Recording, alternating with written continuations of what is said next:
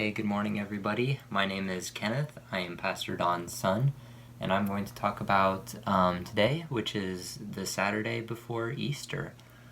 All right, and I'm going to start off with a verse from Matthew 27, starting at verse 62. It says, "The next day, which followed the preparation day, the chief priests and the Pharisees gathered before Pilate, and said, 'Sir, we remember that while this deceiver was still alive, he said, "After 3 days I will rise again." Therefore, let us give orders that the tomb be secure until the third day. Otherwise, his disciples may come steal him and tell the people, he has been raised from the dead. Then the last deception will be worse than the first.' You have a guard of soldiers," Pilate told them. "Go and make it as secure as you know how." Then they went and made the tomb secure by sealing the stone and setting the guard. Okay, so at this point in our narrative, Jesus he was crucified yesterday, and today he's dead. He's in his tomb. So in my opinion, today it doesn't have the most exciting verse. It's not like Resurrection Sunday where Jesus has been risen from the dead.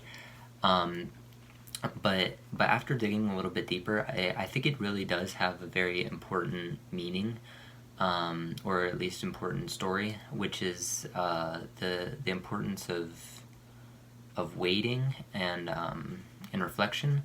Because I think it's very important that Jesus lie in his grave all Saturday, because if the story just had him being raised from the dead right after he was crucified that Friday, I don't think that would have been quite as good of a story. One, simply because it's a much better narrative when he's dead and the evil thinks it's won and the grave thinks it's won, and then after 3 days he comes back and says, "No, you haven't won." It's just a better story.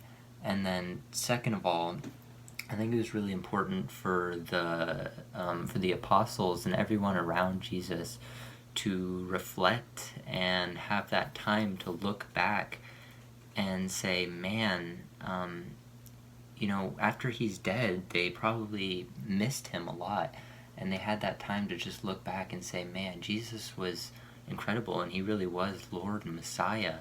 And I think that the fact that they had that time to stop and think about their time with Jesus makes it so much better when he finally does rise up, and they know so much more how much they really love Jesus, and it's because of that time of waiting and reflection.